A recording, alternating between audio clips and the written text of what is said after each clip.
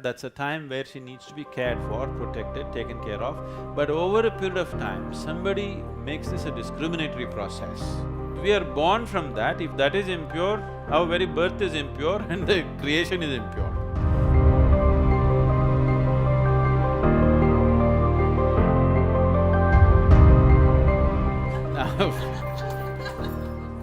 Now you made a very sweeping statement, a prejudice from the spiritual dimension.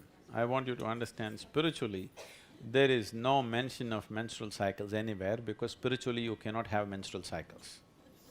Only physiologically you can have, okay?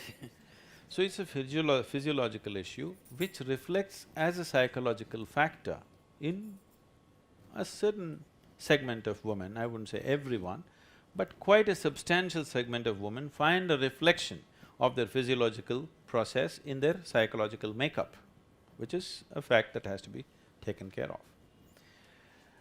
If this is being said only because some temples and other things have said women cannot enter at that time, you need to understand this, from where this comes from. Today's woman, you forget about her, okay?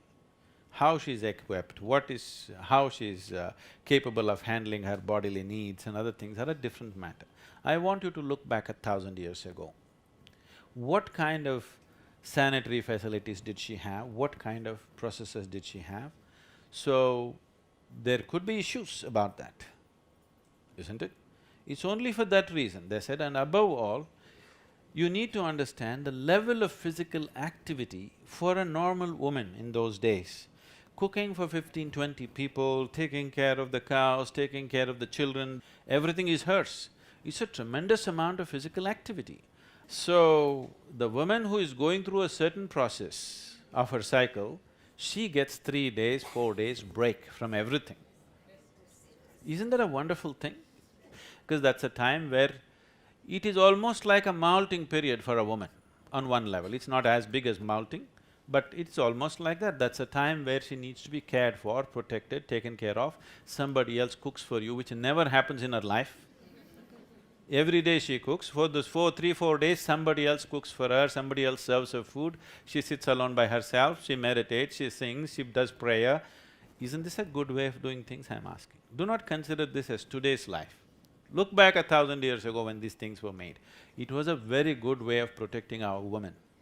But over a period of time, somebody makes this a discriminatory process. A woman should not come here, should not come there. That is just out of ignorance, certain things happen. It has nothing to do with the spiritual world, because if my mother did not have menstrual cycles, I wouldn't be born, okay? Yes or no?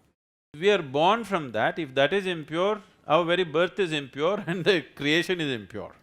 It's a ridiculous thought even to think like that. It is not because of purity and impurity this has come. It has come for practical reasons. Even today, I meet thousands of women who suffer a lot at that time because they still have to go to work, they still have to deal with everything. There are many of them who are on medication at that time just to keep their psychological balance. They would definitely enjoy rest. They would definitely enjoy a little bit of seclusion from everything that they are doing. But thinking it is pure, impure question is coming in a very rudimentary mind. It is no fundamental sense about life.